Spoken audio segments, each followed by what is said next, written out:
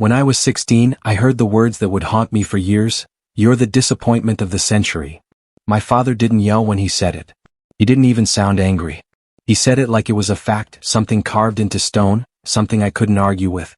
He stood there in his worn-out work shirt, the one with his name stitched in blue thread, looking at me like I was a broken dream. I remember the way his jaw tightened before he turned away, grabbed his car keys and left for his night shift. That moment changed everything. It wasn't the words alone, it was the way he didn't look back. My name's Malik. I grew up in a small house where money was always short, tempers were shorter, and dreams were things you didn't talk about because they only reminded you of what you couldn't have. My dad, Jerome, worked as a delivery driver his whole life. He was the kind of man who believed that hard work was the only road to success. I used to believe that too, until I realized that hard work doesn't mean much when you're working for someone else's dream. I wanted more. But to him that made me arrogant. When I was a kid, I used to watch him come home exhausted, his hands rough, his uniform covered in dust, his eyes tired but still sharp. He'd sit down at the dinner table, open the mail, and shake his head when he saw the bills.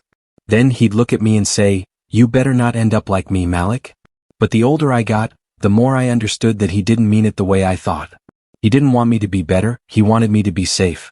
He wanted me to stay in the box that he thought life allowed us to live in. The breaking point came when I told him I wasn't going to college. Everyone in my family thought I'd lost my mind. I told him I wanted to start my own business, an online store, something I'd been working on since high school. I'd been selling sneakers, customizing designs, flipping them for a profit. It wasn't much, but it was growing. I could see the potential. My dad just laughed. "You think you're gonna make money off shoes? You can't even keep your room clean." He told me I was throwing my life away. And then came that line, the one that stuck: "You're the disappointment of the century." That night I didn't sleep. I just sat in my room, staring at the ceiling, replaying his words over and over. It hurt, not because it was mean but because it came from him, the man I'd spent my whole life trying to impress. The next morning I packed a bag, grabbed my laptop and left. I didn't know where I was going, but I knew I couldn't stay there. I moved into a tiny studio apartment that barely had room for a bed and my desk. I worked odd jobs during the day and built my online store at night. It was hard. There were days I thought about quitting, nights when I ate instant noodles and counted coins just to get by. But every time I wanted to give up, I heard his voice again. The disappointment of the century. That became my fuel. It took years of failure, rejections, and setbacks. But I learned. I grew. My sneaker store turned into a streetwear brand, and then into a lifestyle company. I started hiring people, young creators like me who just needed someone to believe in them. Every time I'd sign a new deal or launch a new product, I'd remember my dad's face that night. Not with anger anymore, but with a strange kind of gratitude. Because without that pain, without that rejection, I wouldn't have pushed so hard. By the time I was 27, I wasn't just making ends meet, I was making millions.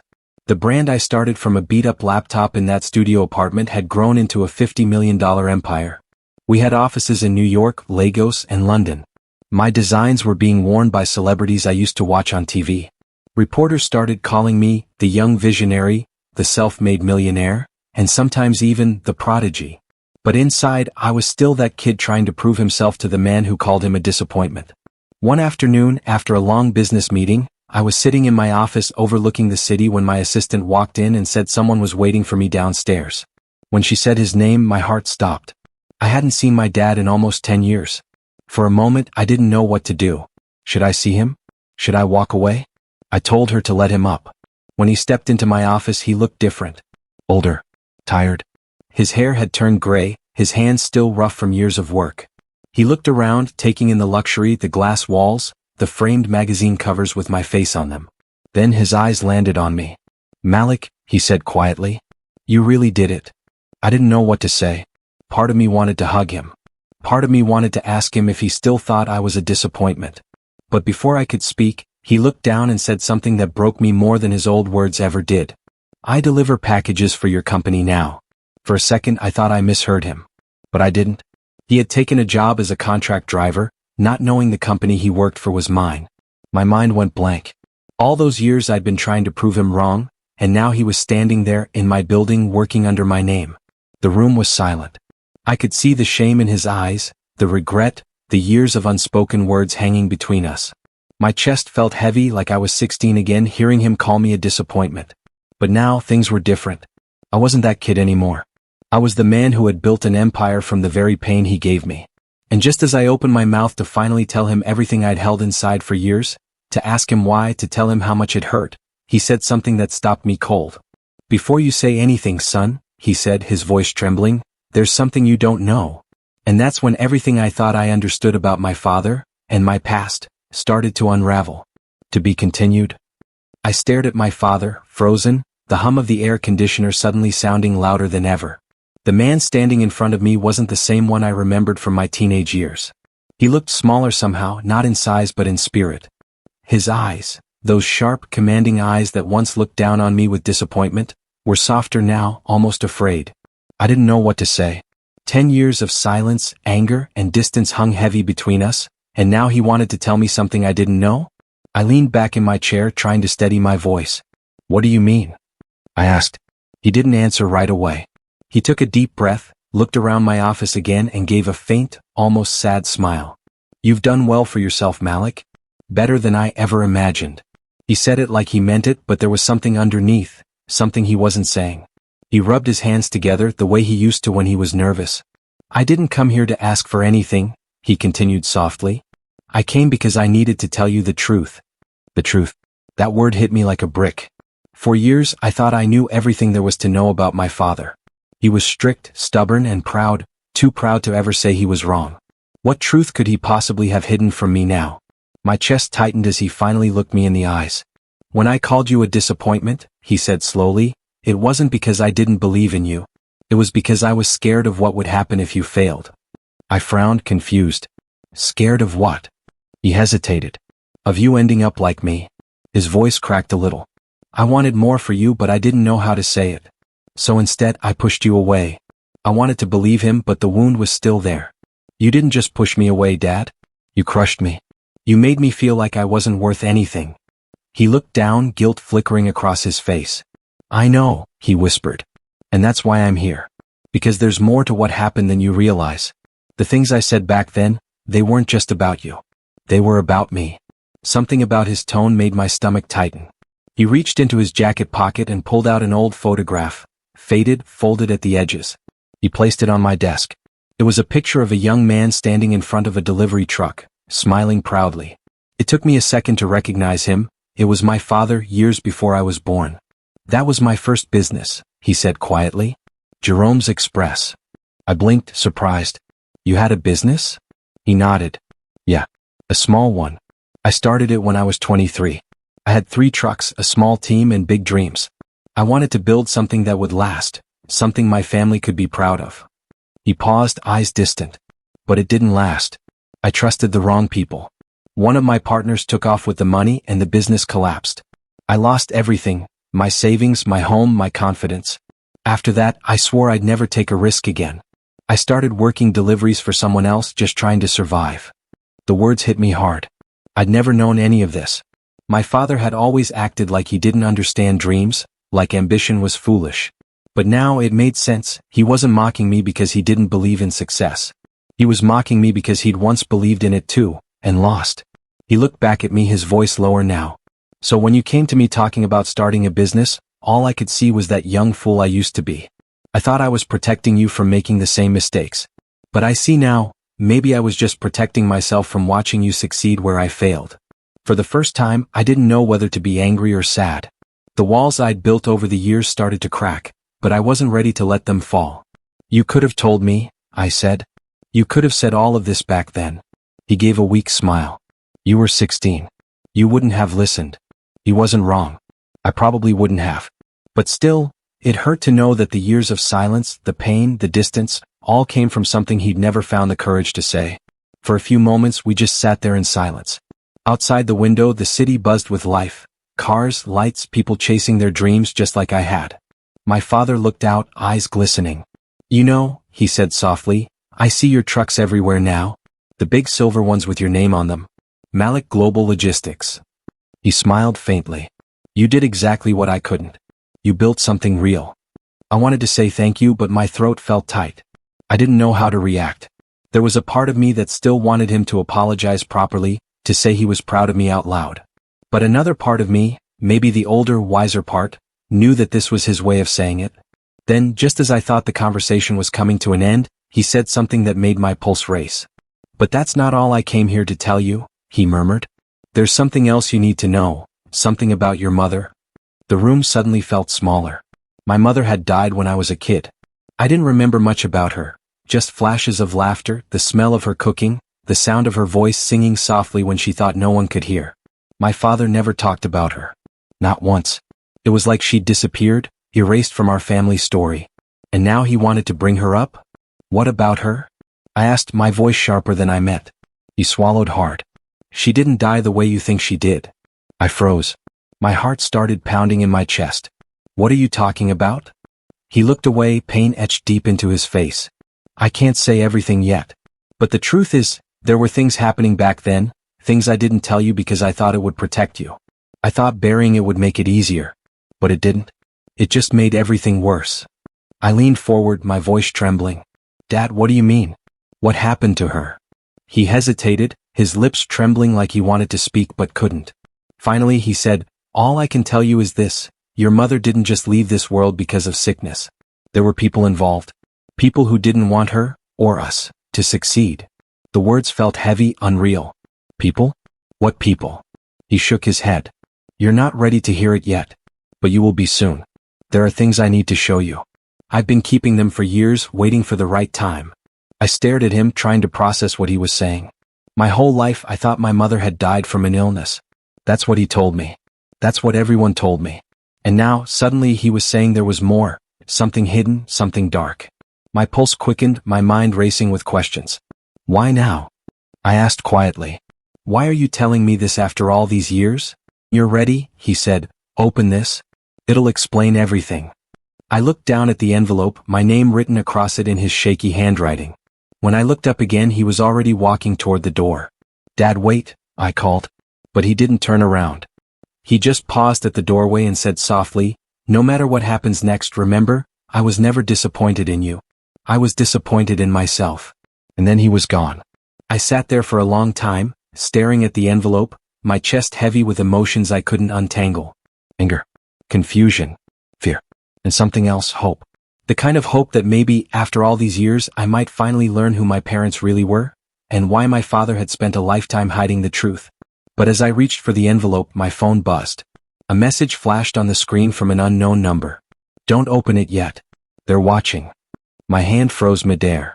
And for the first time in years, I felt that same chill I did the night my father called me the disappointment of the century. Except this time it wasn't disappointment I felt, it was fear. My heart pounded as I stared at the message on my phone. The words felt unreal, like something out of a bad dream. "Don't open it yet. They're watching." My first thought was that someone was playing a prank. But deep down, something told me this wasn't a joke. I looked around my office. The glass walls, the polished floors, the faint reflection of the city skyline behind me. Everything looked normal, but suddenly it didn't feel safe anymore. I checked the number, but it was blocked. No name, no clue. Just that warning. For a few minutes I didn't move. I sat there, the envelope still on my desk, my phone still in my hand, trying to make sense of what was happening. My father had just dropped a truth bomb about my mother's death, then vanished, leaving behind more questions than answers.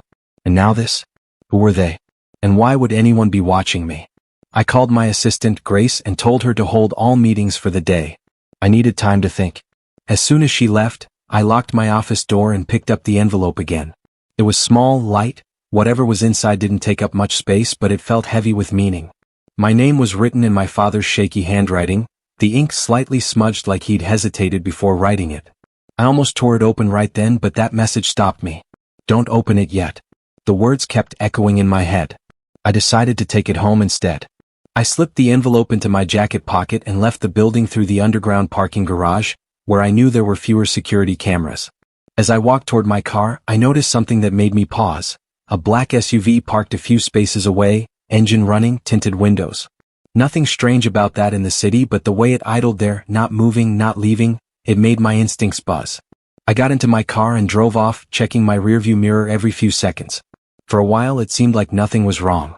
The traffic lights changed, the city hummed as usual, and I tried to convince myself I was just being paranoid. But then I noticed the same SUV a few cars behind me. It wasn't close enough to be suspicious, but it never disappeared either. No matter how many turns I took, it was there. By the time I reached my apartment, my palms were slick with sweat.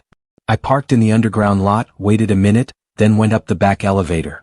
Inside my penthouse, the city stretched out below like a sea of lights, but I couldn't enjoy it. I felt trapped, like someone was standing right behind me even when I was alone. I placed the envelope on the table and just stared at it, wondering if my father had known something dangerous. I thought about calling him, but his number went straight to voicemail. I tried twice. 3 times. Nothing. That uneasy feeling in my chest grew heavier. My father had said he was running out of time. What did he mean by that? And what did my mother's death have to do with all this? That night I couldn't sleep. I kept hearing noises, footsteps in the hallway, whispers from the vents. Maybe it was my imagination or maybe the warning was real. At around 3 a.m. I gave up trying to rest. I opened my laptop and started digging. I searched my father's old business, Jerome's Express, hoping to find something that connected to what he told me. But the records were minimal. The company had gone bankrupt 25 years ago. The only thing that caught my attention was the name of his former partner, Victor Ames. I didn't recognize it at first, but when I looked deeper, I found that name again, this time linked to a company that had merged with one of my biggest competitors last year. A logistics firm that had been trying to buy out my company for months. That couldn't be a coincidence. My father's old partner was now connected to the same people trying to get control of my empire. My thoughts spiraled. What if this wasn't just business rivalry? What if it was personal? What if the people who ruined my father's company all those years ago were back, and they weren't done with us yet? The next morning, I decided to visit the neighborhood where I grew up. I hadn't been there in years. The houses were smaller than I remembered, paint peeling, lawns overgrown. It felt strange walking those streets again. I found the old corner store still there, run by the same man who used to slip me candy when I was a kid. When he saw me, his eyes lit up. "Malik, you made it big, huh? Haven't seen you around in forever," he said with a smile. "Yeah," I said quietly. "Just visiting." I hesitated, then asked, "You remember my dad? Jerome?" His smile faded. "Of course. Hardworking man. Haven't seen him in a while, though. Everything okay?" I nodded slowly. "I think so. Just trying to understand some things." He gave me a strange look. "You know, your mom used to come here too. Sweet woman. Always talking about the plans she had for you." He paused. "Shame what happened." I swallowed hard. "Do you remember anything strange from back then? Around the time she passed?" He frowned, thinking. "Strange how? Anything unusual? People visiting? Arguments? Anything like that?" He hesitated, then leaned a little closer. "Actually, yeah. There was this one guy. Came by the store a few times asking questions about your dad. Drove a black SUV, fancy one. Said he worked for the city, but I never believed him. Your dad told him to stay away." A chill ran down my spine. A black SUV. I thanked him and left, my mind racing. The pieces were starting to connect, but I still couldn't see the full picture. When I got back to my car, there was a folded piece of paper tucked under the windshield wiper. No writing on the outside. I unfolded it slowly, my heart thudding. Inside there were just 2 words. "Stop digging." I looked around, but no one was there. The street was empty, quiet, almost too quiet. I got into the car, locked the doors, and drove off fast. Whoever was behind this knew where I lived, where I worked, and now, where I went. By the time I got home, I knew I couldn't ignore it any longer. I grabbed the envelope from the table and tore it open. Inside was a single photograph and a folded letter. The photo was old, me as a baby in my mother's arms, and behind us, a man I didn't recognize. He wasn't smiling. He was looking directly at the camera, his hand resting on my mother's shoulder like he owned the moment. On the back of the photo, my father had written one line, "Find him before he finds you." The letter was longer, but before I could read it, my phone buzzed again. Same blocked number. This time there was no message, just a photo. My office building, taken from across the street. I froze. Whoever was watching wasn't far.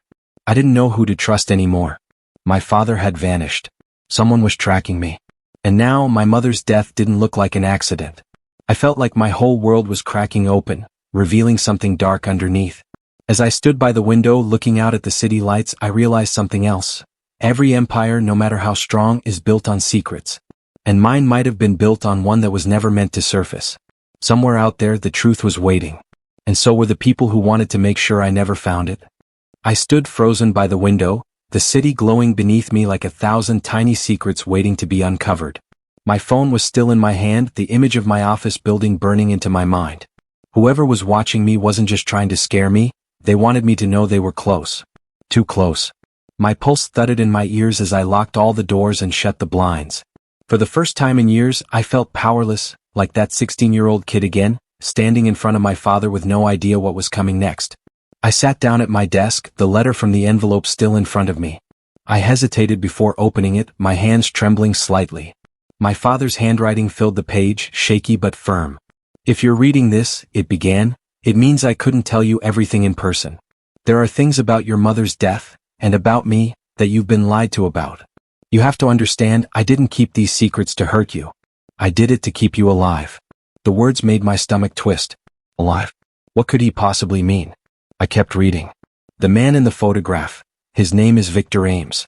He wasn't just my business partner. He was your mother's half-brother." I froze. My mother had a brother? My father never mentioned anyone from her side of the family. "When our business failed, Victor blamed me," the letter continued. "But the truth is, it wasn't just bad luck. He sabotaged it. He wanted control, and when I refused to sign over my shares, he came after us. Your mother tried to protect me, and you, but she paid the price. I told the police it was an accident because I had no proof. And because he made sure I wouldn't." I dropped the letter, my hands shaking. The air around me felt heavier. The man who had ruined my father's life, who had destroyed their business and my mother's future, was her own brother? And now, years later, he was tied to the company that had been trying to buy out mine. It was like everything had come full circle. I read the last few lines of the letter. "If Victor knows who you are, he won't stop until he takes what's yours. Don't trust anyone connected to him. I left something hidden, something that proves everything. You'll find it in the one place I swore I'd never go back to." I didn't need to think long. I knew exactly where that was. The old warehouse my father used to rent when he ran Jerome's Express. The same warehouse that went up for sale years ago and had been abandoned ever since. The next morning, I drove there before the sun came up. The city was still half asleep, the streets quiet except for the sound of my tires rolling over cracked asphalt. The warehouse sat at the edge of the industrial district, gray and forgotten, surrounded by rusted fences and overgrown weeds. I parked a block away, my heart pounding. Inside, the air was cold and thick with dust. Sunlight filtered through broken windows, landing in narrow beams across the floor. Old crates and delivery boxes were stacked in corners, covered with cobwebs. It felt like stepping back in time. Every step echoed. I could almost see my father there, younger, full of hope, before everything went wrong. I walked slowly, searching. The letter hadn't said exactly what I was looking for, only that it would prove everything. I checked under old desks, behind shelves, inside drawers. Nothing. I was about to give up when I noticed a loose floorboard near the back wall. I knelt down and pried it open. Inside was a small, rusted metal box. My breath caught. I pulled it out and wiped off the dust. It was locked, but the latch was old and gave way easily with a few hard tugs. Inside were papers, photographs, and a small flash drive. The papers were business documents, contracts, partnership forms, and letters, all signed by both my father and Victor Ames. But some of them had notes scribbled in the margins. My father's handwriting again, pointing out fraudulent numbers, false signatures. Proof of manipulation. Then I found another photograph. This one made my blood run cold. It was my mother standing beside Victor, and she looked terrified. Her eyes weren't on the camera, they were on something or someone out of frame. On the back of the photo were 3 words, "He found us." Before I could process it, a faint sound echoed through the warehouse. The crunch of gravel outside. Then footsteps. I froze, listening. My car was hidden, so whoever was here didn't follow me directly, but they were coming closer.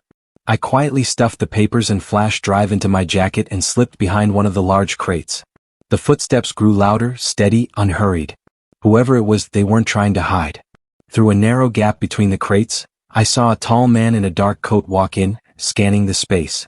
His movements were deliberate, confident. He stopped near the center of the room and turned slowly, as if he already knew I was there. "Malik," he said, his voice calm but chilling. "You look just like your mother." My heart stopped. That voice, I didn't recognize it, but something about it felt wrong. He took a step closer and the light caught his face. I'd seen that face before, in the photo from the envelope. It was him. Victor Ames. I stayed hidden, barely breathing. "I was wondering when you'd come," he said. "Your father always was predictable. He couldn't leave the past alone, and now neither can you." He looked around, smiling faintly. "Did he tell you what really happened? Or just his version?" I clenched my fists trying to stay quiet, but his words cut deep. He kept talking, pacing slowly. He blamed me for everything. Said I ruined him. But he didn't tell you how your mother got involved, did he? How she tried to take everything from both of us. He laughed softly. You see, Malik, the truth is never as clean as your father wanted you to believe. My pulse raced. He was close now, too close. I could see the faint scar running down the side of his neck, the slight limp in his walk. He wasn't guessing. He knew I was here. You've built quite an empire, he continued. $50 million. Not bad for a kid who started with nothing. But everything you have, it belongs to me. Just like your father's business should have. He stopped, tilting his head slightly, his eyes scanning the shadows. I know you're listening, Malik. Why don't you come out so we can talk like family? I stayed still, barely daring to breathe. He sighed. Fine, he said softly. But you should know, I'm not the only one looking for you. He pulled something from his pocket. A phone. He tapped the screen and a photo appeared. My father, sitting in what looked like a hospital room, pale and unconscious. My stomach dropped. He's not dead yet, Victor said. But if you want him to stay that way, you'll stop digging. I bit down hard on my lip to keep from making a sound. My mind was spinning. My father was alive, but in danger. And this man, the one who destroyed everything, had him. Victor turned toward the door, his voice echoing as he walked away. You're smart, Malik. Be smarter than your father. Walk away while you still can. The door slammed shut behind him. Silence filled the warehouse again, heavy and suffocating. Or secrets my parents had been caught in, it wasn't over. Not even close. And now, for the first time, I wasn't just fighting for my company or my name. I was fighting for the truth, and for my father's life. Outside, the sun was rising over the city, turning the gray sky to gold. But it didn't feel like a new beginning. It felt like a warning. The storm was coming and I was right at the center of it. As I stepped out of the warehouse, the morning air felt colder than before. The sunlight hit my face, but it didn't warm me, it just reminded me how far from safe I was. My hands still shook as I clutched the flash drive in my pocket, the papers hidden under my jacket. Every instinct told me to run, but I didn't even know where to. My father was alive, trapped somewhere, and the man who'd haunted his past had just walked right into my life. For the first time in a long time, I didn't feel like the one in control. On the drive back to the city, I kept checking the mirrors, half expecting to see that black SUV again. My mind was racing, trying to figure out my next move. I couldn't go to the police. If what my father said was true, Victor had power, influence, and people working for him. The wrong word to the wrong person could make things worse. I needed proof. Real proof. And the only thing I had was that flash drive. When I got back to my penthouse, I closed all the blinds and turned off my phone before plugging the drive into my laptop. For a second, nothing happened. Then a single folder appeared on the screen labeled Project M. Inside were dozens of files, financial records, legal contracts, and emails. Most were encrypted, but a few were readable. I opened one and froze. It was an internal memo from a logistics board meeting dated almost a decade ago. The company name, Ames Global Freight. Victor's company. But the email mentioned another name too, Malik Transport Solutions. My name. My company. Years before it even existed. At first I thought it was a coincidence, but the more I read, the clearer it became. The memo discussed a future acquisition, describing a small-scale business model using online trade and digital marketing, a model identical to how I started my empire. It was as if someone had mapped out my entire business plan before I even created it. My chest tightened as I scrolled through the rest of the files.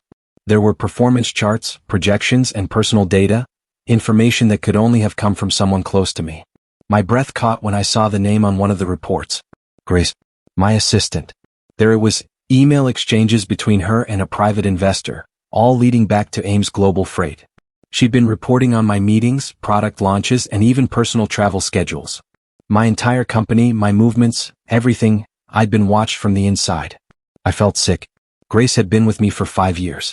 She helped me build the brand, handled confidential deals, stood beside me through chaos. She was the one person I trusted completely. And now, I didn't even know who she really was. My laptop beeped suddenly, pulling me out of my thoughts. A video file had started playing automatically. It was old and grainy, the date stamp showing it was recorded 16 years ago. The image flickered, showing my father sitting in a dark room talking to someone off camera. His face was younger, determined, but his voice was strained. If anything happens to me, he said, don't trust anyone connected to the company, not even the ones closest to you. They'll smile in your face while they sell your name. Then just before the video cut off, a woman's voice answered, soft but clear. We'll handle it, Jerome. He'll never find out. My blood went cold. I knew that voice. It was my mother's. I sat there in silence, staring at the screen.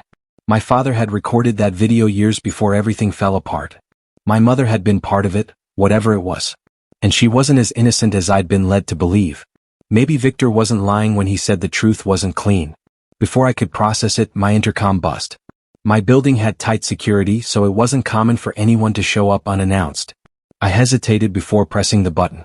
Who is it? It's Grace, came the reply. Her voice was calm, almost too calm. We need to talk. My stomach twisted.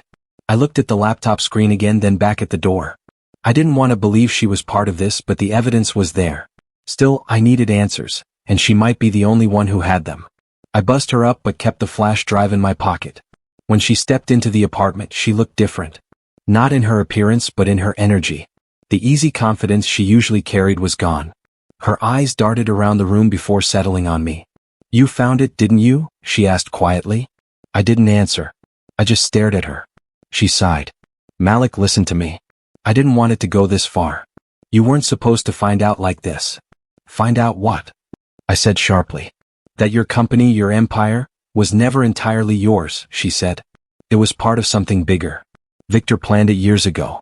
He created the foundation and waited for someone with your drive to make it happen. You were never just building your dream, you were building his. Her words hit me like a punch. That's not possible, I said. I started this from nothing. Every deal, every product, every investor came through his channels, she interrupted. You didn't know it, but he guided the path. He made sure your business took off fast, connected you with the right people, gave you the illusion of independence. It was all a setup. And she hesitated, guilt flickering in her eyes, I was supposed to make sure you stayed on that path. I took a step back, trying to process it. So what are you saying, Grace? That everything I built is fake? No, she said softly. You made it real. But now that you know, he's not going to let you keep it. My throat went dry. Where's my father? She looked down. He's alive. But they're using him to control you. If you go public with what you found, she stopped herself, shaking her head. You have to be careful. There are things you don't understand yet. Your mother, she was trying to protect you too. I stared at her, trying to read her expression, but all I saw was fear. Protect me from what? Before she could answer, my phone buzzed again. Another message from the blocked number. I opened it slowly. This time it wasn't a warning. It was a live photo, a hospital room. My father hooked to machines.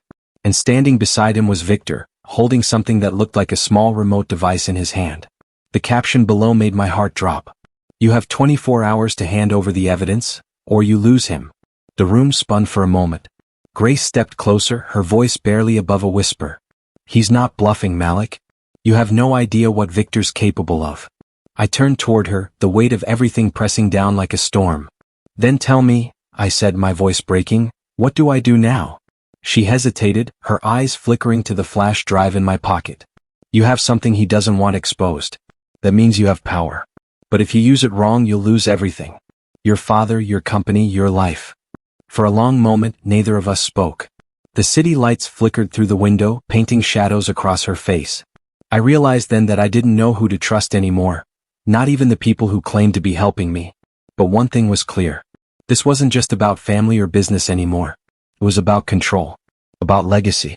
And if Victor thought I was going to hand over everything I built, he was wrong. Because no matter what it cost me, I was going to find my father, uncover the truth about my mother, and end this once and for all. Even if it meant burning the empire I built to the ground.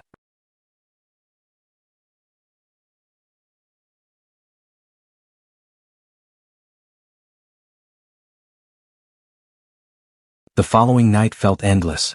Every second ticked louder than the last as I sat in my office, the flash drive clutched in my hand like it held the answer to everything.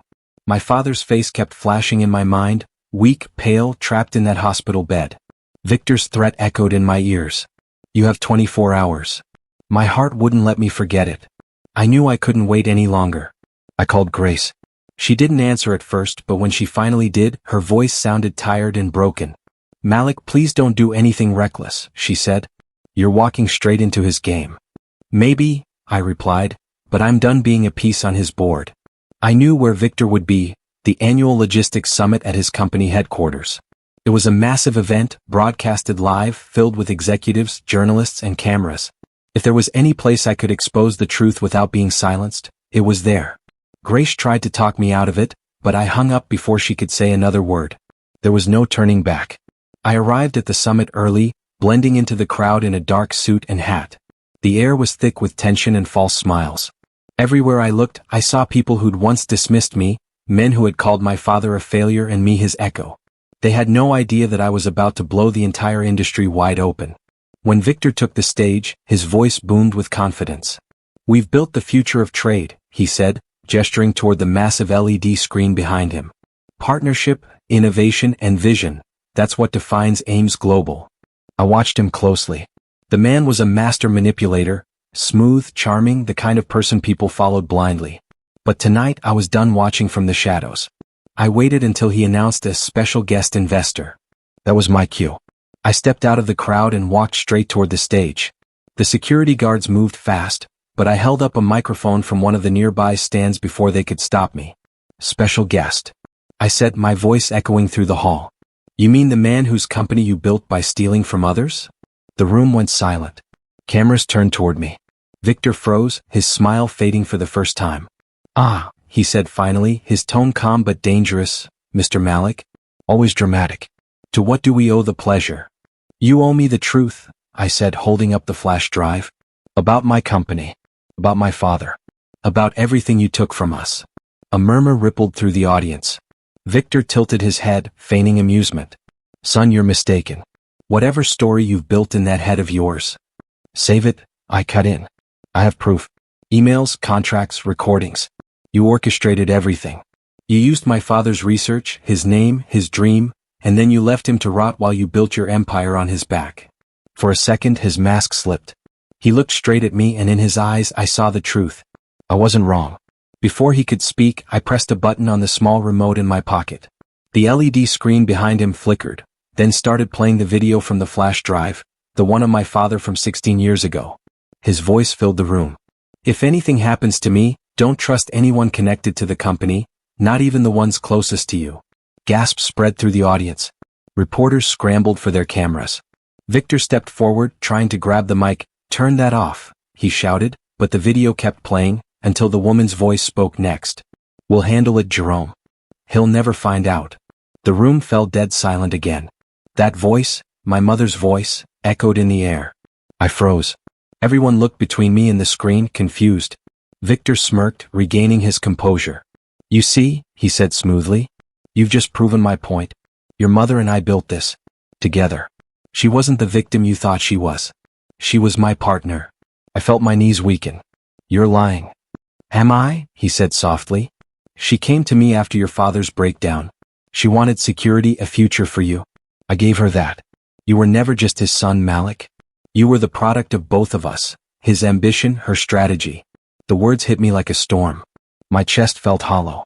I'd spent my entire life trying to prove my father wrong, to be more than his disappointment, and now everything I thought I knew about him, about her, was shattered. But even through the chaos in my mind, I saw what Victor was doing. He wanted to break me publicly, to twist the truth so that I'd lose control. I took a deep breath, steadying my voice. "You can rewrite the past all you want," I said, "but you don't control the future anymore." I turned toward the cameras, speaking directly to them.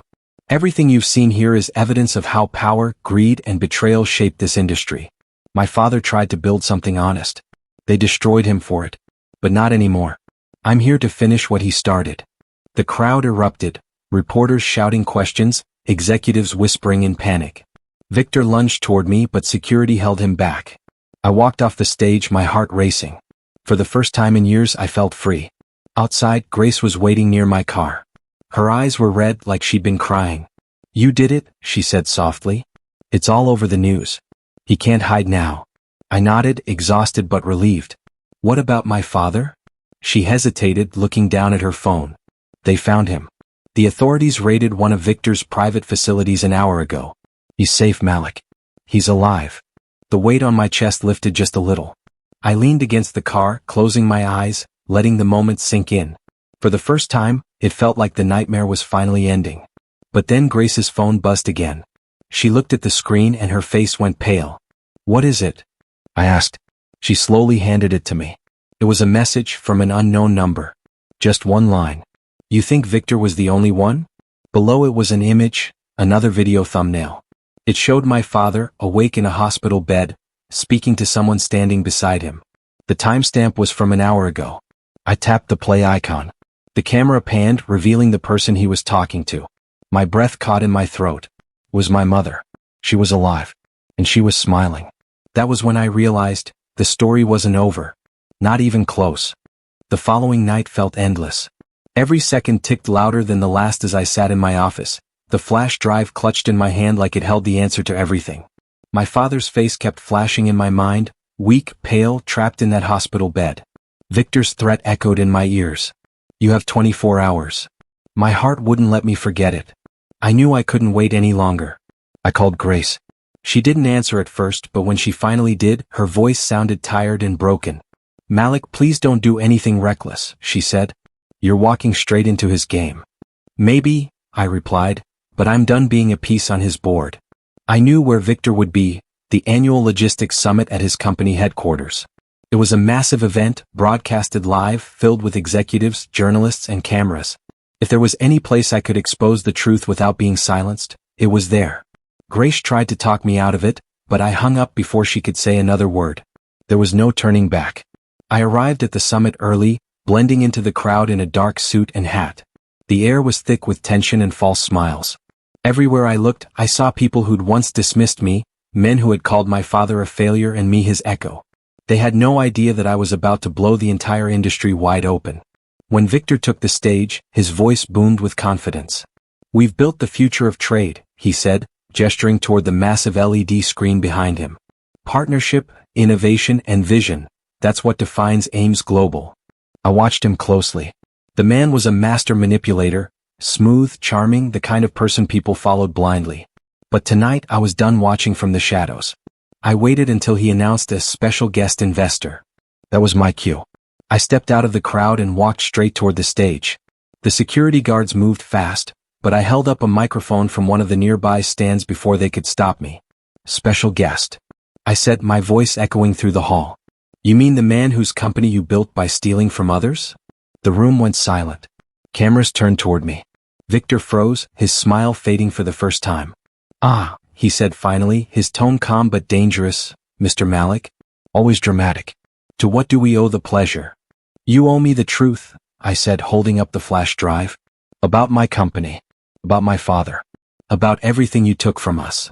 A murmur rippled through the audience. Victor tilted his head, feigning amusement. "Son, you're mistaken. Whatever story you've built in that head of yours.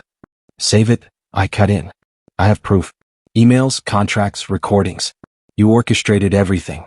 You used my father's research, his name, his dream, and then you left him to rot while you built your empire on his back." For a second his mask slipped. He looked straight at me and in his eyes I saw the truth. I wasn't wrong. Before he could speak, I pressed a button on the small remote in my pocket. The LED screen behind him flickered, then started playing the video from the flash drive, the one of my father from 16 years ago. His voice filled the room. "If anything happens to me, don't trust anyone connected to the company, not even the ones closest to you." Gasps spread through the audience. Reporters scrambled for their cameras. Victor stepped forward, trying to grab the mic. "Turn that off," he shouted, but the video kept playing, until the woman's voice spoke next. "We'll handle it, Jerome. He'll never find out." The room fell dead silent again. That voice, my mother's voice, echoed in the air. I froze. Everyone looked between me and the screen, confused. Victor smirked, regaining his composure. "You see," he said smoothly, "you've just proven my point. Your mother and I built this. Together. She wasn't the victim you thought she was. She was my partner." I felt my knees weaken. "You're lying." "Am I?" he said softly. "She came to me after your father's breakdown. She wanted security, a future for you. I gave her that. You were never just his son, Malik. You were the product of both of us, his ambition, her strategy." The words hit me like a storm. My chest felt hollow. I'd spent my entire life trying to prove my father wrong, to be more than his disappointment, and now everything I thought I knew about him, about her, was shattered. But even through the chaos in my mind, I saw what Victor was doing. He wanted to break me publicly, to twist the truth so that I'd lose control. I took a deep breath, steadying my voice. You can rewrite the past all you want, I said, but you don't control the future anymore. I turned toward the cameras, speaking directly to them. Everything you've seen here is evidence of how power, greed, and betrayal shaped this industry. My father tried to build something honest. They destroyed him for it. But not anymore. I'm here to finish what he started. The crowd erupted, reporters shouting questions, executives whispering in panic. Victor lunged toward me, but security held him back. I walked off the stage, my heart racing. For the first time in years, I felt free. Outside, Grace was waiting near my car. Her eyes were red, like she'd been crying. You did it, she said softly. It's all over the news. He can't hide now. I nodded, exhausted but relieved. What about my father? She hesitated, looking down at her phone. They found him. The authorities raided one of Victor's private facilities an hour ago. He's safe, Malik. He's alive. The weight on my chest lifted just a little. I leaned against the car, closing my eyes, letting the moment sink in. For the first time, it felt like the nightmare was finally ending. But then Grace's phone buzzed again. She looked at the screen and her face went pale. What is it? I asked. She slowly handed it to me. It was a message from an unknown number. Just one line. You think Victor was the only one? Below it was an image, another video thumbnail. It showed my father, awake in a hospital bed, speaking to someone standing beside him. The timestamp was from an hour ago. I tapped the play icon. The camera panned, revealing the person he was talking to. My breath caught in my throat. It was my mother. She was alive. And she was smiling. That was when I realized the story wasn't over. Not even close. My hands trembled as I watched the video. There she was, my mother, alive, calm, and very real. Her hair was streaked with gray, her expression unreadable as she sat beside my father's hospital bed.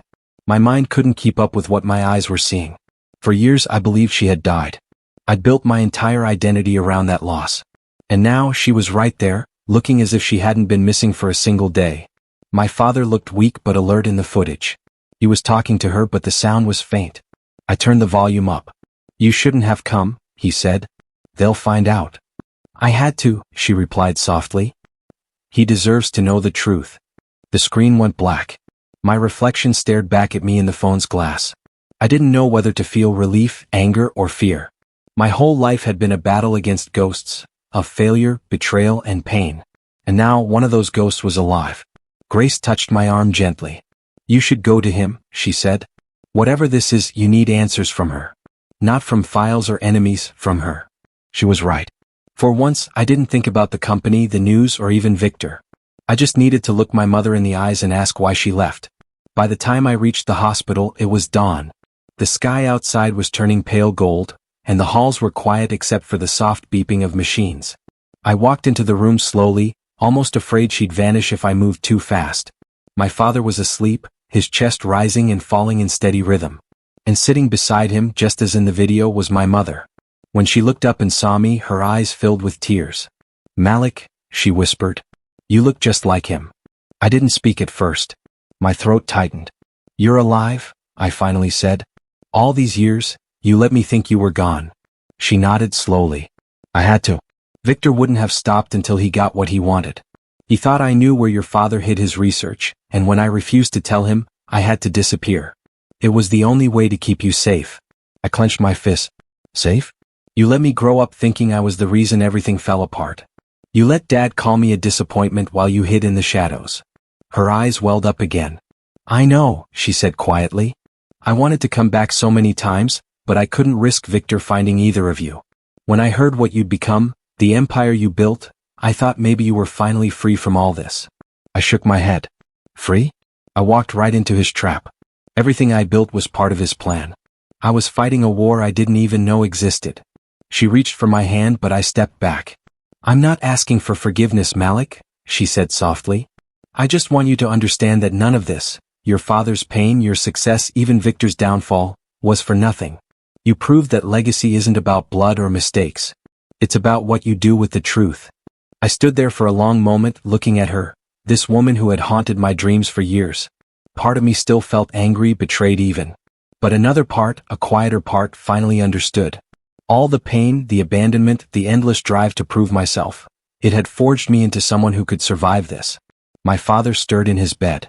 His eyes opened slowly, and when they met mine, something shifted in them. For the first time in decades, he didn't look at me with disappointment. He looked at me with pride. "You did it," he said weakly. "You exposed him." I nodded. "He's finished, Dad. The world knows everything." He smiled faintly, his hand trembling as he reached out. I took it, feeling how fragile he'd become. "I was wrong about you," he whispered. "You were never the disappointment. You were the proof that I did something right." Those words hit me harder than I expected. All the resentment I carried for years started to crumble. I realized I wasn't chasing success to prove him wrong, I'd been chasing it to make him see me. And now, finally, he did. My mother placed her hand over ours. "You both deserve peace now," she said softly. The following weeks passed like a blur. Victor was arrested on charges of fraud, embezzlement, and conspiracy. The files from the flash drive became public evidence, and the empire he'd built started to collapse piece by piece. Investors backed out, companies cut ties, and his reputation evaporated overnight. My company, Malik Transport Solutions, faced its own storm. The media questioned everything, how much of it had been mine and how much had been part of Victor's scheme. But I didn't run from it this time. I stood in front of cameras, owned my story, and told the truth. "Yes," I said at the press conference, "Victor had a hand in the early stages of my business. But he didn't build what I've built. He didn't earn the loyalty of my team or the trust of my customers. That's mine. That's us. And we're not done." It wasn't about clearing my name anymore, it was about reclaiming my purpose. My father's research, my mother's sacrifices, even my own mistakes, they all became part of something bigger. Something real. Grace stayed by my side through it all. When I asked her why after everything, she didn't just walk away, she smiled and said, "Because I believed in the man you became. Not the one Victor tried to control." A few months later, I took my father home. He was still weak but recovering. My mother stayed with him, and for the first time since I was a child, we had dinner together as a family. There was laughter, even if it was quiet and hesitant. It wasn't perfect, but it was real. One night, after they went to bed, I stood outside looking at the skyline. The city lights stretched far into the distance, reflecting everything I'd lost and everything I'd gained. I thought about that boy who once stood in front of his father, hearing the words, "disappointment of the century." I smiled a little. Maybe I had been. But not anymore. Now I understood something deeper. That success wasn't about revenge or proving someone wrong. It was about healing what was broken and finding peace in the truth. My $50 million empire wasn't just a monument to ambition. It was a reminder that no matter where you come from, no matter how many times life tells you you're not enough, you can still rewrite your story. As I turned to go back inside, my phone buzzed. It was an email with no subject line. I opened it and there was only one sentence. "Some legacies never end." Attached was a document titled Project N. For a second I stared at it, unsure whether to laugh or worry. Maybe it was nothing. Or maybe it was the beginning of something new. Either way, I knew one thing for sure. Whatever came next, I was ready. Because I wasn't just the man my father called a disappointment anymore. I was the man who turned that pain into power. The one who built an empire, not from privilege, not from deceit, but from resilience, truth, and the will to rise when everything tried to pull me down. And that was my real legacy.